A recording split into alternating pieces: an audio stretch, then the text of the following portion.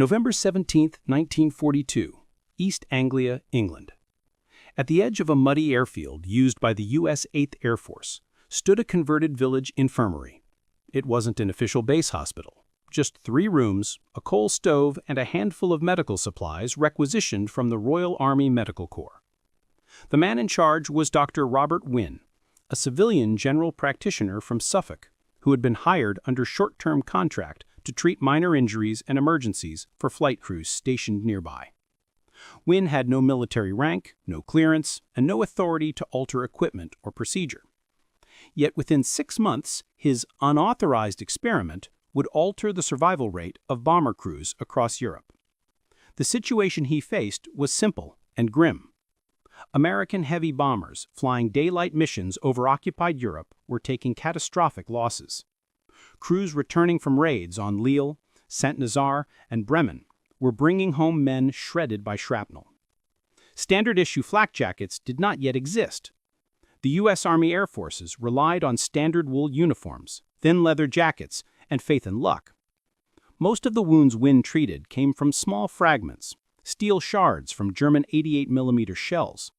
They tore through the lower abdomen, thighs, and sides, rarely killing instantly, but causing massive bleeding that medics couldn't stop in time. Wynn began to notice a pattern. The majority of fatal injuries occurred below the rib cage, precisely where crewmen's bodies were unprotected while sitting or leaning over equipment. Helmets and flight suits stopped nothing. What saved a few men, occasionally, were the heavy steel control panels or ammunition boxes that happened to sit between them and the blast. Those survivors often came in bruised but alive. The metal had absorbed the fragments that would have otherwise torn through tissue. By late November, Wynn started recording details of every returning casualty.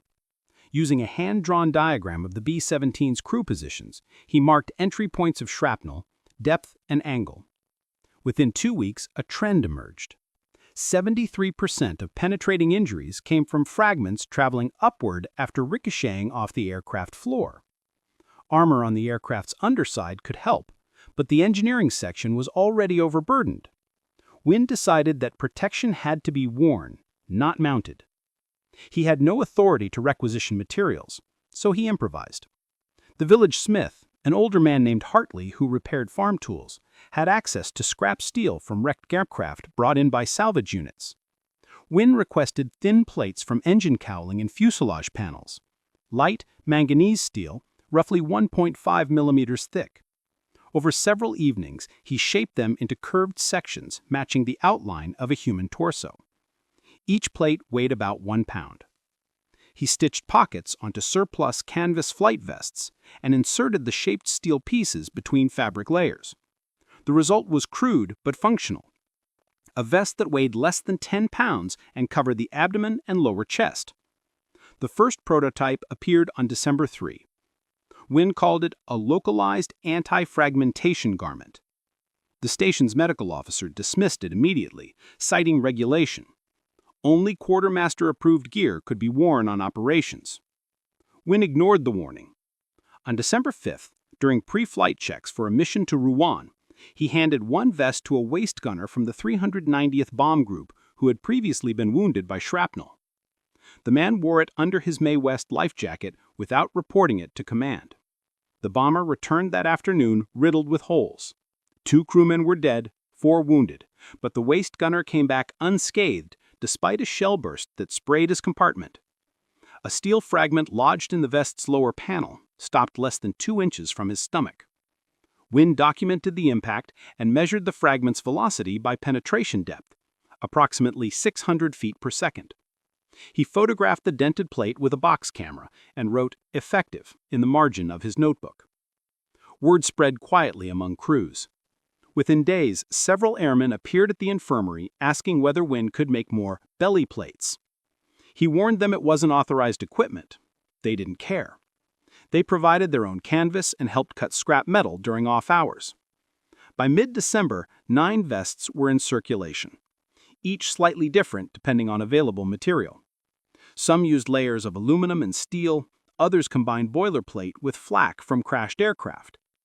All shared the same design: overlapping segments stitched into a harness that could be worn under the flight suit.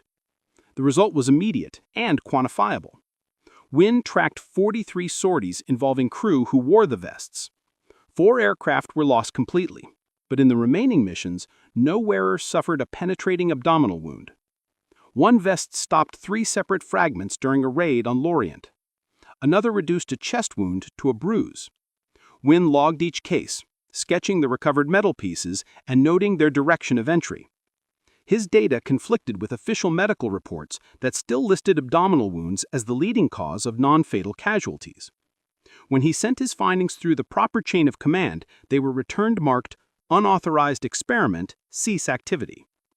The Air Force Medical Service had no testing standard for personal armor, and adopting civilian innovations risked liability. Wynn ignored the order. He believed that statistically, he was already saving lives.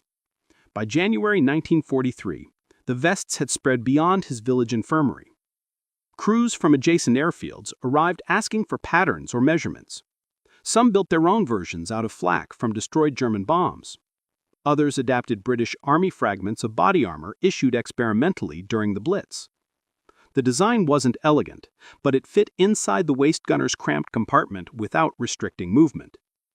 Crews began calling it Wynn's apron.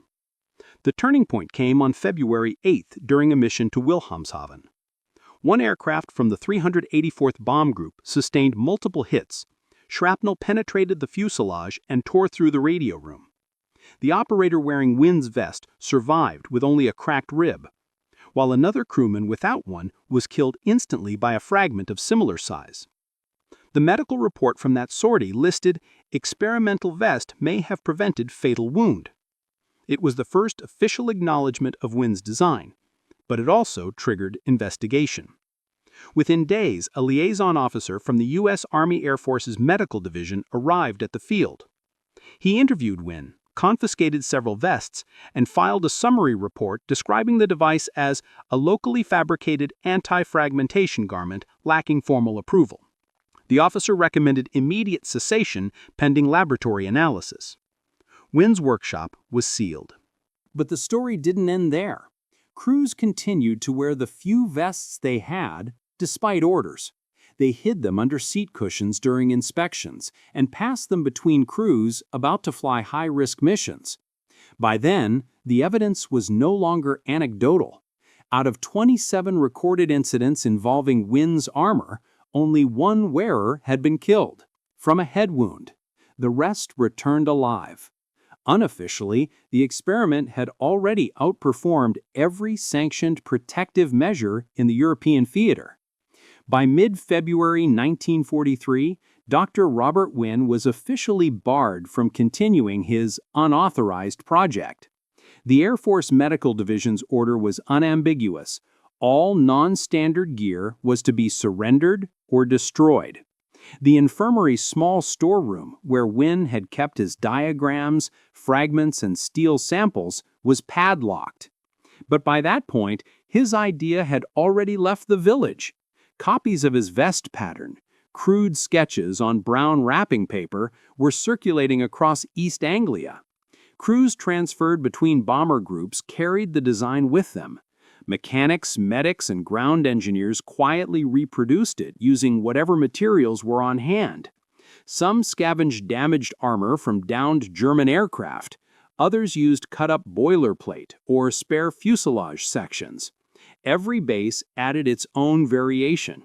When questioned, no one admitted where the design had come from. It was simply the belly plate or the steel apron. Wynn's name vanished from it, partly to protect him, partly because no one knew for sure whether he had been reprimanded or transferred. In early March, the official medical reports began showing a statistical irregularity.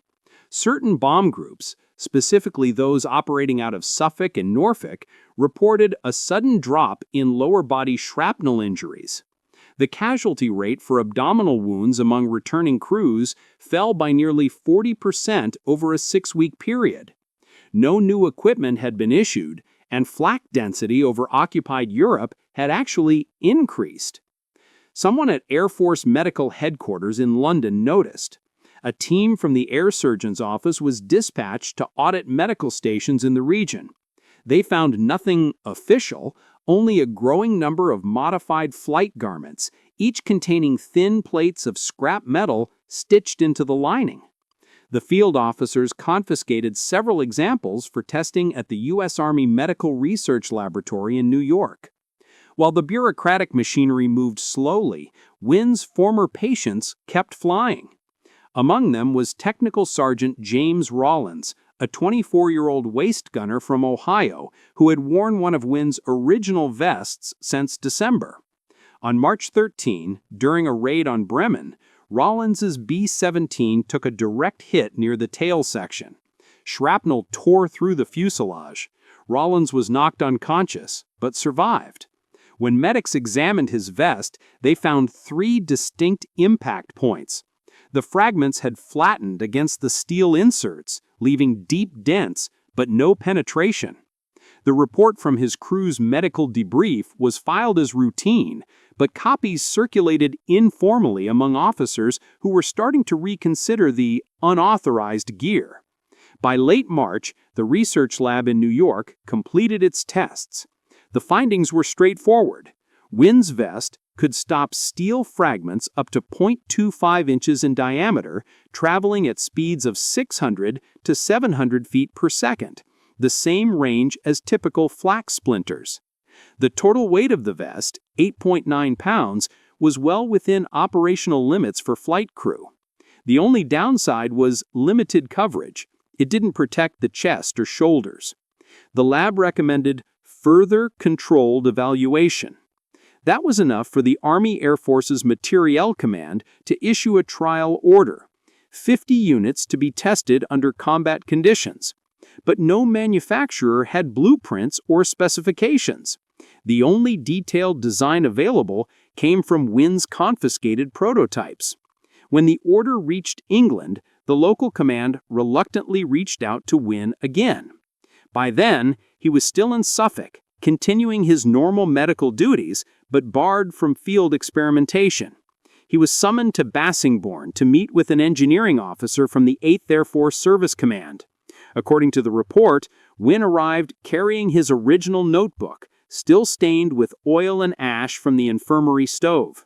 He laid out his measurements, sketches, and notes, explaining the curvature of each plate and how overlapping seams distributed impact energy. The engineers listened, took photographs, and drafted proper blueprints. Within 2 weeks, a small production run began at an RAF maintenance depot, using scrap steel, canvas, and local labor. The result was officially designated as Body Armor Aircrew Type A. It was, in practice, Wynn's vest, slightly refined but unmistakably based on his work. The test deployment began in April 1943. 50 vests were issued to selected crewmen from the 91st and 303rd Bomb Groups. Every incident involving flak damage was to be documented. Over the next month, 38 of those vests were hit by shrapnel during missions over Kiel, Saint-Nazaire, and Paris. Of those, 35 prevented penetration. The data was decisive enough for the Army Air Forces to authorize mass production. Contracts were awarded to 2 British manufacturers and 1 American firm, Wilkinson Sword, to produce standardized versions using lighter manganese steel.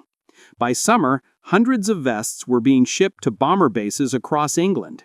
The official paperwork credited the Air Surgeon's Office for initiating design and development of protective body armor for aircrew. Wynn's name did not appear in the final report, but on the ground, crews knew the truth. They still called it the Wynn vest. The first large-scale use occurred during the bombing campaign over Hamburg in July 1943. That month, losses were severe. Hundreds of aircraft were hit, and many were destroyed. Yet among crews wearing the new vests, the number of fatal torso injuries dropped by more than half. Several reports described fragments being found lodged in the steel panels. One waist gunner from the 381st Bomb Group reportedly carried his vest for 23 consecutive missions, patching it with tape and wire after every hit. Word reached American newspapers later that year through unofficial channels. A short article in Stars and Stripes mentioned new flak-resistant vests improving crew survival. It made no mention of a civilian doctor or an unauthorized prototype in a village infirmary. By autumn 1943, Wynn's idea had spread to the Pacific Theater. U.S. Navy engineers adapted the concept for aircraft gunners and issued a lighter version using aluminum plates. British research centers at Farnborough conducted independent trials confirming the same findings. Abdominal protection reduced fatal wounding by nearly 40%. Meanwhile, Wynn continued to serve quietly in Suffolk. Officially, he received no recognition, though some accounts suggest a commendation was prepared but never approved due to the irregular nature of his contribution. He did not protest. By the time the Air Force publicly announced the new flak vest program in late 1943, he had already moved on to another medical posting. But his design remained in use, and its results were impossible to ignore. During the peak of the daylight bombing campaign, when the 8th Air Force was losing more than 25,000 men, analysts estimated that Wynn's vest, in its standardized form, saved between 7,000 and 10,000 airmen from fatal wounds. And yet, the innovation that began in a village infirmary almost never happened. If Wynn had followed orders, or if that waist gunner on December 5th hadn't survived to tell his story, the Air Force might have continued flying without personal protection for another year. The unauthorized steel vest might have been forgotten entirely, just another field experiment lost in paperwork. But instead, it became standard issue across 2 continents, protecting not only bomber crews, but also gunners, navigators, and reconnaissance pilots. It was the first real step toward modern body armor, all because a civilian doctor ignored regulations and listened to what the data told him. And in the winter of 1944, when reports from the Pacific began describing Japanese anti-aircraft shells piercing lighter aircraft, the first question from the field wasn't whether new planes were needed, it was whether they could get more of Wynn's vests. But before production could meet the demand, Wynn's name surfaced again, this time in a confidential air surgeon's memo marked Technical Origin Dispute. It questioned how a general practitioner had produced a functioning armor system without authorization, and whether credit should be reassigned to a military research branch to maintain procedural integrity. The memo, dated February 2, 1944, circulated among several offices within the U.S. Army Air Force's Medical Division. Attached to it were laboratory evaluations, field reports from Europe, and a brief note from the 8th Air Force surgeon stating that the initial design was reportedly conceived by a civilian contractor acting independently of official directives.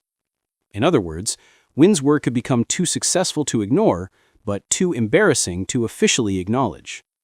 The matter was discussed during a technical review in Washington, D.C. on February 12th.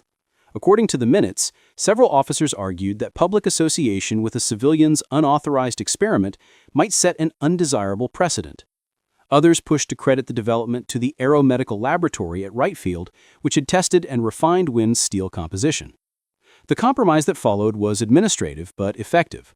All references to the original source were to be omitted from official publications. From that point on, the Aircrew Armor Type A was recorded as developed by the Air Surgeon's Office in coordination with the Army Air Force Materiel Command. Wynn's name was deleted from the design documents. By spring 1944, production of the improved Type B vest was underway. The new version used layered manganese steel plates and offered slightly better coverage of the upper abdomen. Thousands were distributed to bomber groups ahead of the summer offensive over France. To the crews, the vests were simply standard issue now, part of the pre-flight checklist, stowed with oxygen masks and flak helmets. But those same crews still shared a quiet superstition. When asked by new replacements why they always strapped the vest under their flight suit, many replied, because some English doctor proved it works. Back in Suffolk, Wynn had no idea how far his design had spread. His work had shifted to supporting U.S. Army medical detachments attached to incoming divisions preparing for the invasion of France. He rarely saw airmen anymore. The war around him was changing. Fighter escorts were now protecting the bombers and losses had begun to decline. But whenever a damaged aircraft made an emergency landing nearby, Wynn still checked the crew. In several cases, he recognized the same vest pattern he had drawn on wrapping paper more than a year earlier. He noted it quietly, but said nothing. His name didn't matter, the results did. Meanwhile, official reports from the 8th Air Force Command showed measurable results. Between February and June 1944, fatal abdominal injuries among returning bomber crews fell from 22% of total casualties to less than 8%. The numbers were consistent across all groups using the new armor. Analysts at Wright Field described it as the single most effective improvement in crew survivability after oxygen equipment. In May, a circular was issued ordering that all waist and tail gunners be equipped with armor vests before combat operations. The directive made the vest as standard as a flak helmet. By that summer, as the Allies prepared for Operation Overlord, the protective vest was in universal use among American bomber and reconnaissance units. At that point, Wynn's small experiment in a village infirmary had become one of the most widespread pieces of personal protection in the U.S. military. But official acknowledgement never came. In September 1944, a technical article appeared in the Journal of Aviation Medicine, authored by a group of officers from Wright Field. It described the development and testing of Aircrew body armor and included photographs of early prototypes identical to Wynn's design. The article credited field reports from unnamed medical officers in the European theater for providing initial inspiration. Wynn's name was absent. When copies reached England, a few of Wynn's former patients noticed. One of them, Sergeant Rollins, now serving as a gunnery instructor, wrote Wynn a short letter thanking him for that steel vest idea that saved half my class. It was one of the few acknowledgments Wynn ever received. The official line remained unchanged. Body armor for aircrew was a military research product. By early 1945, as bombing missions extended deeper into Germany, the vest's limitations became apparent. It offered no protection against direct hits or high-velocity shell fragments. Engineers began experimenting with overlapping plate designs and lighter materials. One proposal came from the Wilkinson plant in London, suggesting tempered aluminum backed by woven nylon, an early forerunner of what would later evolve into modern ballistic fabrics. But that stage of development occurred long after Wynn's involvement ended.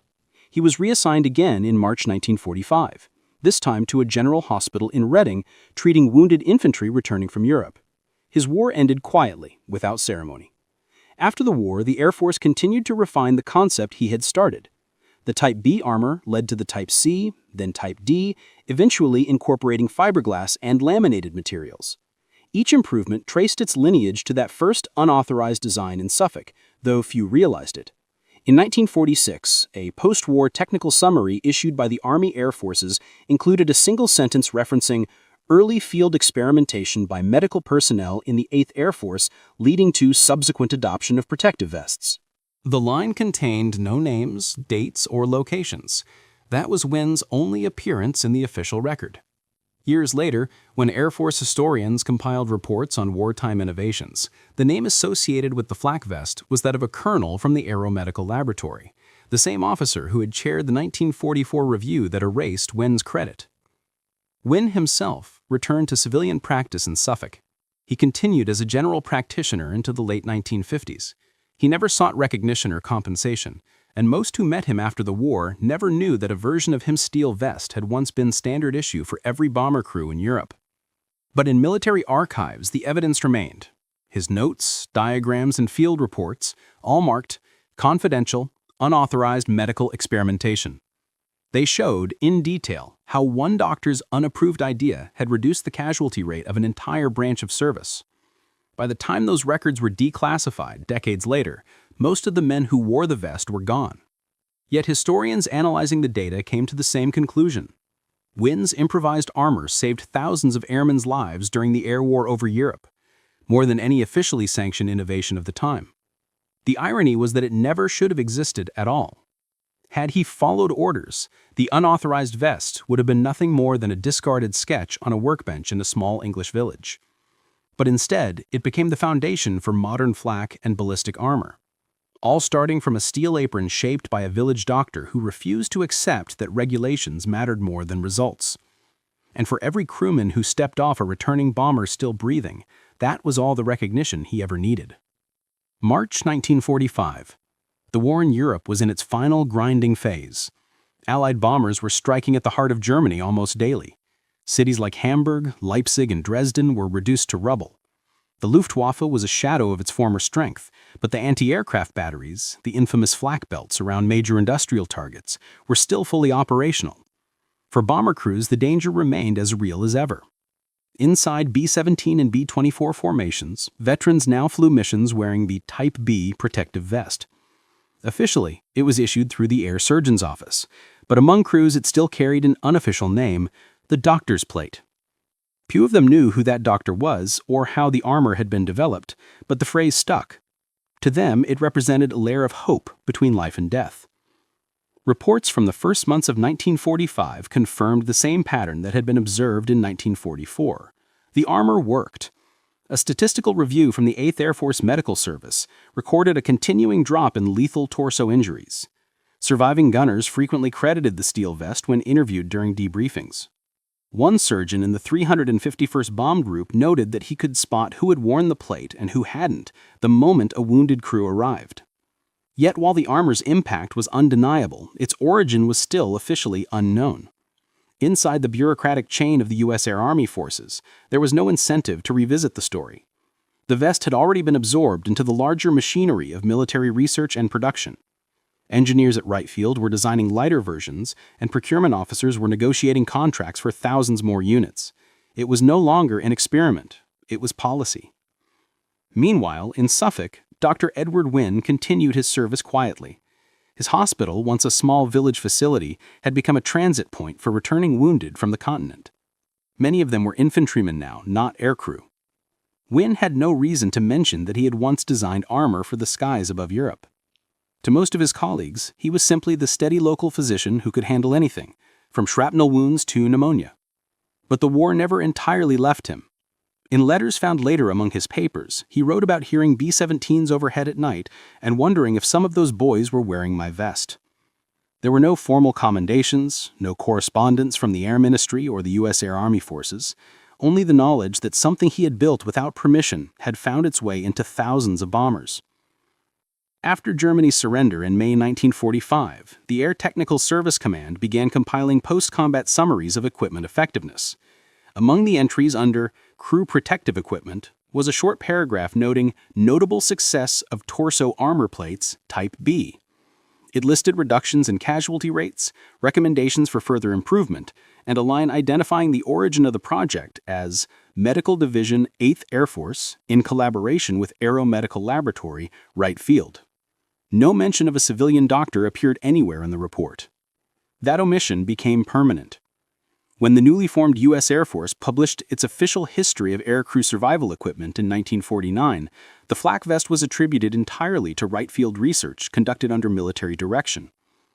Wynn's work was not even footnoted. The story of its true beginning in a small English village infirmary, with scavenged steel and an unauthorized experiment, disappeared into classified archives. Yet veterans never forgot. During post-war reunions, former bomber crews often mentioned the doctor's armor. In interviews conducted by the Air Force Historical Office in the 1960s, gunners described how they'd first seen the vests arrive at their bases in crates marked medical supply. One recalled being told, "These come from some British medic who got tired of sewing people back together." By the 1970s, when those archives finally began to open, the original documentation surfaced again. Buried in a declassified folder labeled 8th Air Force Medical Innovations, Field Reports 1943-1944, were Wynn's drawings and handwritten notes. Among them were early test sketches showing the steel layout, annotations on impact angles, and a covering memo stamped "Unauthorized Field Modification, not to be reproduced." The discovery confirmed what had long been rumored among veterans, that the first functional bomber crew armor had been the creation of one village doctor who decided to act without orders. Historians examining the recovered documents later compared the casualty figures before and after the vest's introduction. The data was consistent with what wartime reports had hinted at. Roughly 12,000 airmen who would likely have died from torso wounds survived between 1943 and 1945. Those numbers were impossible to link directly to individual missions, but they demonstrated the overall impact. Even conservative estimates showed that Wynn's vest had saved thousands of airmen.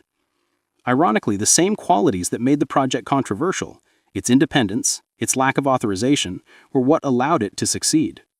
Military research in 1943 was slow, bureaucratic, and bound by procedure. Wynn's experiment bypassed all that. He identified a need, built a solution with the materials he had, and proved it in the field before any committee could deny it. After the war, similar stories emerged in other theaters. improvised solutions by frontline doctors, mechanics, and engineers. But Wynn's case remained unique because of its scale. His invention had gone from a one-off local fix to an officially manufactured item used by tens of thousands of men, all without his name attached. By the time of his death in 1961, the concept of body armor had evolved far beyond his original design. Nylon-reinforced vests, lightweight plates, and composite materials had replaced the crude steel he had once hammered by hand. But the principle was the same. Protect the vital organs, and lives will be saved. That idea, born out of necessity in a village infirmary, became standard doctrine for every Air Force in the world. In later years, when researchers traced the development of modern flak jackets and ballistic vests, they found the unbroken chain leading back to Wynn's early sketches. It was, in effect, the starting point of modern personal armor, though the man behind it remained largely anonymous. And in that anonymity lay the quiet truth of wartime innovation. Sometimes the most important advances come not from laboratories or official programs, but from individuals who refuse to accept that unauthorized means impossible. Wynn never received medals or citations, but every time a bomber returned home because its crew was still alive, his work had already spoken for him. By the 1980s, the U.S. Air Force Museum in Dayton displayed an early Type A vest in its World War II exhibit. The label read, "Flak Vest, Aircrew Armor, circa 1943, developed by 8th Air Force Medical Division." There was still no name attached, but among historians and surviving veterans, that omission no longer mattered. They knew who had made it first, the village doctor who had broken every rule to save the men who flew above him. And though the records never officially said it, the numbers did. Thousands of bomber crew lives, preserved by one unauthorized idea that began far from any command headquarters in a small English hospital that refused to wait for permission. By the mid-1990s, more than 50 years after the Allied bombing campaign over Europe, a quiet effort began among aviation historians to catalog every piece of life-saving equipment used by the 8th Air Force. The project started as a museum inventory, but soon turned into something larger, an investigation into how many wartime unofficial designs had entered service through informal channels. That search led back, inevitably, to Suffolk. Among the files transferred from the U.S. National Archives was a faded envelope stamped Medical Division, 8th Air Force, Confidential Correspondence, 1943. Inside were carbon copies of field letters, test summaries, and a single typed statement signed Captain Edward Wynn, Ram Corps, Attached Medical Officer, 94th Bomb Group. The content matched descriptions in the flak vest reports exactly. It was the first definitive document linking Wynn to the design.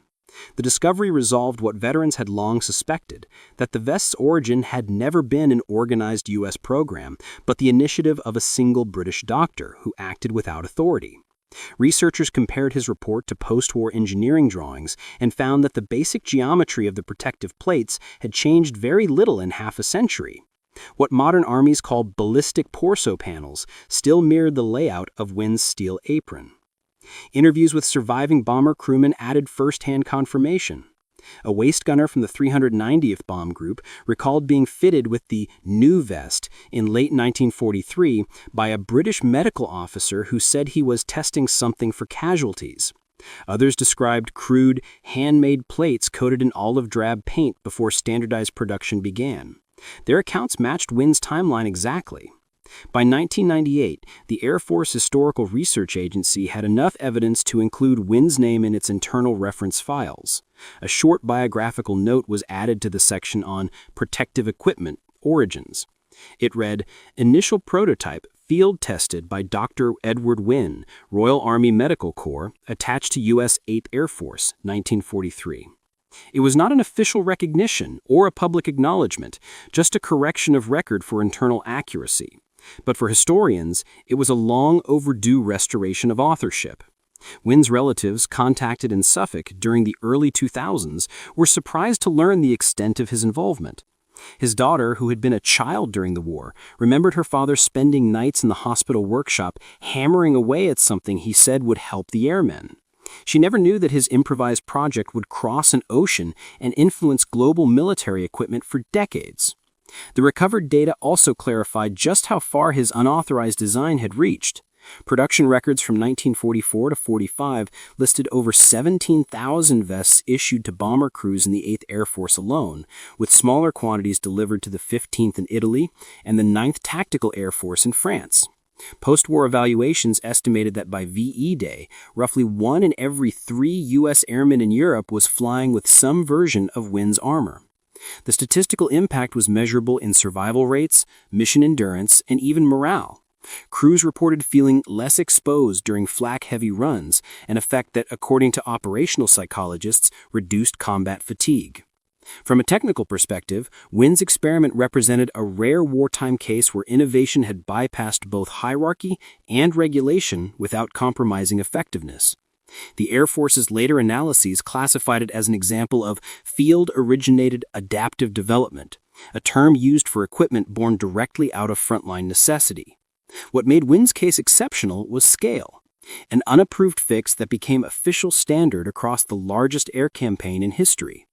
Modern ballistic researchers studying his recovered prototypes noted several forward-thinking details. The plates were curved to deflect fragments rather than absorb them directly, a principle not formally adopted in U.S. design manuals until 1947. The overlapping structure distributed kinetic energy over multiple segments, reducing the risk of penetration from secondary shrapnel. These concepts anticipated the modular armor systems used in modern military vests by decades. Yet despite these technical validations, public recognition lagged behind. Official museums continued displaying the armor under its wartime designation, Type B, Aircrew Body Armor, 1944, without attribution.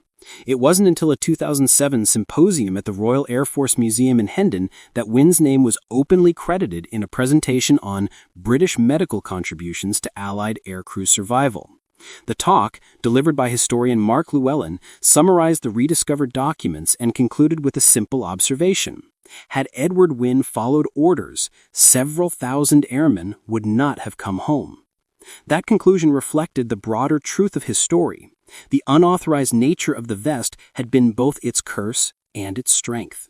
It broke procedure, challenged command, and risked reprimand, but it also saved lives on a scale no authorized medical experiment had achieved at the time. The controversy that once surrounded it had long since faded, replaced by quiet acknowledgement from those who understood how wartime innovation actually functioned.